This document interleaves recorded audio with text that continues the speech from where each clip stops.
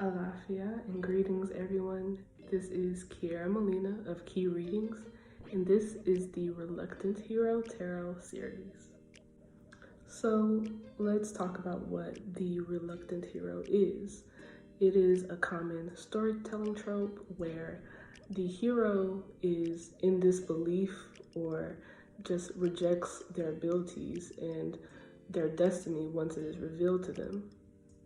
I like to think of these characters also typically having lived a life beforehand where they were considered, or maybe considered by themselves or by others, to be unremarkable. There can also be the trait of really desiring something more but feeling as though that it would never be possible. This is a trope that I relate to and that in my spiritual journey has come up multiple times as a symbol or a characterization of myself. So I developed this tarot series for myself and for people who relate to it as a way for us to work through what makes us reluctant.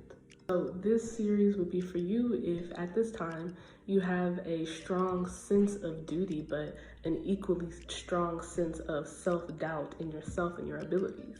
And so because it's easier or it feels safer, you've let the self-doubt be the feeling that comes out on top. It becomes a self-reinforcing cycle because you are listening to that self-doubt and not following your sense of duty. So in your mind, you may be thinking, well, obviously, if I'm not taking the steps to do it, then I'm not meant for it. Now it's time to disrupt that cycle. So I will be doing readings over some of the common ways that reluctance manifests. And my intention is to provide encouragement and insight into ways that we can overcome these limitations. We'll look at the how and why behind why these things hold you back, and then we'll look at ways that you personally can overcome them. So let's get into the topic. The first way that the reluctant hero stereotype can manifest is in procrastination. Procrastination has always been a big personal struggle to me. If you are a person who maybe feels or is diagnosed as ADHD or have some kind of just issues with organizing time and finding motivation, then procrastination can be a really big issue in wanting to take the steps to meet your goals.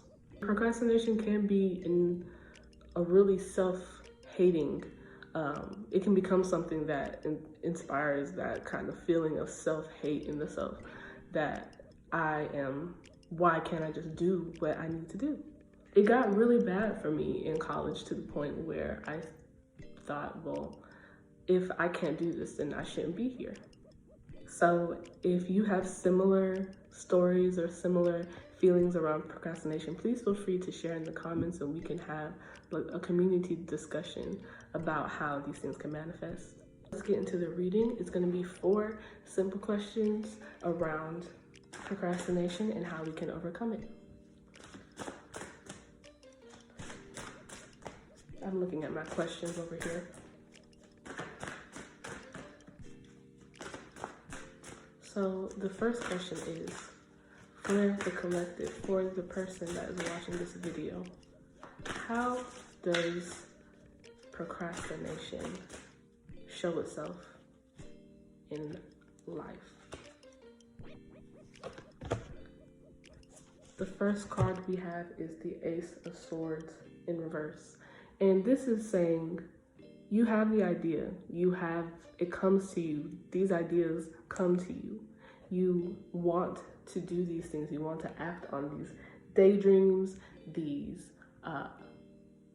ideations, these things that come to your mind day in and day out that feel good, that make you feel like you would be making a positive difference in the world.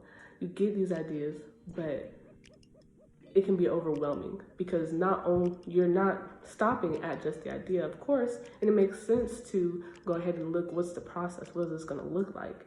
And that can make it overwhelming. That can make the idea seem a lot worse or a lot more effort than it originally did, and that effort and that energy that's put into an idea can be intimidating. The next question is, why does procrastination have the ability to derail us? The first card we have is the King of Wands. And I think with this is just saying it's a personality thing.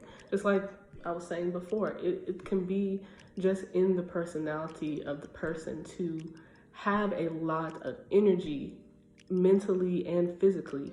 And so it is very easy to feel that passion quickly and strongly when that idea first comes. And then the passion gets moved to some other thing that comes into your mind, or the passion, it kind of down cycles sometimes. We also have the Ace of Cups, and that relates to that down cycle when we think about water being the emotions. With the Ace of Cups, you are listening to your body and listening to your feelings, what you want to do, but sometimes those feelings can get in the way, because when you are sitting thinking about this idea, but feeling the fear of the effort that would go into taking the next steps to bringing it into the material, that is what is keeping you from actually moving forward. It's overemphasis and over focusing on that feeling of fear, which is completely normal to feel, and that we must accept when we think about our dreams and our goals. Now, the next question is, how can this procrastination in our lives be overcome? And for that, we have the Two of Cups. So this is about having an equilibrium, an equal balance with your emotions and with your desires. So that means acknowledging, like we said, yes, I'm scared of this effort. Yes, I'm scared of the idea. I'm scared of the perception of the effort that I would put in. I'm scared of the results of what the effort would be. I'm scared. And I also deeply, strongly want to do this. And I'm going to acknowledge both of these countering positions, and I'm going to move forward with confidence and understanding that, yes, even though I'm feeling these things, I'm also confident in understanding of what this means for me to be able to take the next steps and do what it is that I want to do. Now, to really make it real and make it not just concepts and ideas and things that we are discussing, we want to ask, what is the immediate next step that we can take to begin to overcome procrastination in our life? The first card is the Princess of Cups, and that again related back to the emotions. Learning and observing your emotions, learning and observing the cycle of your emotions, and being able and knowing how to sort of assuage, or how do I want to say, knowing how to soothe your emotions, knowing how to appease your emotions. Yes, I am feeling this, and that is completely valid and completely normal for me to feel in this situation. But what can I do in this moment to bring a little bit more clarity and control and confidence in myself? What can I do?